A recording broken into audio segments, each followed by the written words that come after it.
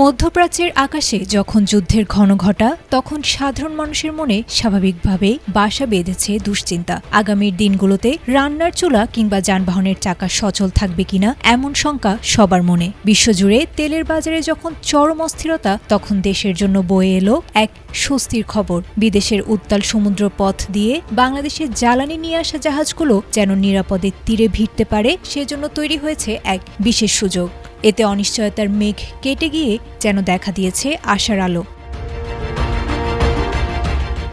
মধ্যপ্রাচ্যের চলমান সংঘাতের প্রভাবে বিশ্বের অন্যতম গুরুত্বপূর্ণ নৌপথ হরমুজ প্রণালী দিয়ে জাহাজ চলাচল নিয়ে বড় ধরনের ঝুঁকি তৈরি হয়েছিল। তবে বাংলাদেশের কূটনৈতিক তৎপরতায় সেই বাধা দূর হয়েছে। তথ্যসূত্রে জানা গেছে, ইরান সরকার বিশেষ আশ্বাস দিয়ে জানিয়েছে, বাংলাদেশ যদি তাদের তেল ও এলএনজি বাহী জাহাজের বিষয়ে আগেভাগে তথ্য দেয়, তবে সেগুলো চলাচলে কোনো বাধা দেয়া হবে না। এই একটি সিদ্ধান্তের ফলে দেশের জ্বালানি সরবরাহ নিয়ে বড় ধরনের দুশ্চিন্তা আপাতত কেটে গেছে। মাঠ পর্যায়েও এই স্বস্তির প্রতিফলন দেখা গেছে। সোমবার সিঙ্গাপুর থেকে ২৭,০০০ টন ডিজেল নিয়ে একটি বড় ট্যাঙ্কার ইতোমধ্যে চট্টগ্রাম বন্দরে পৌঁছেছে। চলতি সপ্তাহের মধ্যেই আরও ৪টি জাহাজে করে প্রায় ১,২০,০০০ টন ডিজেল দেশে আসার কথা রয়েছে। জ্বালানি বিভাগ জানিয়েছে, এই বিশাল পরিমাণ জ্বালানি দিয়ে দেশের অন্তত ১৬ দিনের চাহিদা অনায়াসেই মেটানো সম্ভব হবে।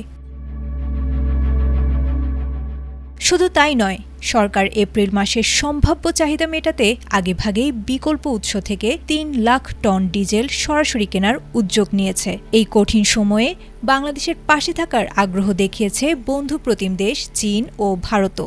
ঢাকায় নিযুক্ত চীনা রাষ্ট্রদূত ইয়াও ওয়েন স্পষ্ট জানিয়েছেন, জ্বালানি সংকট মোকাবিলায় তারা বাংলাদেশকে সকল ধরনের সহায়তা দিতে প্রস্তুত।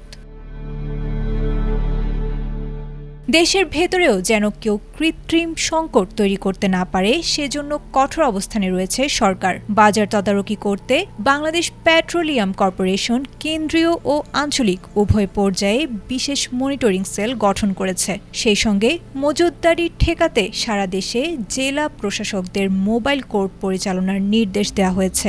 বলা যায়, বিশ্ববাজারের এই কঠিন সময়েও দেশের জ্বালানি খাতকে স্থিতিশীল রাখতে সর্বোচ্চ গুরুত্ব দিয়েছে সরকার। Desk report, ATN Bangla.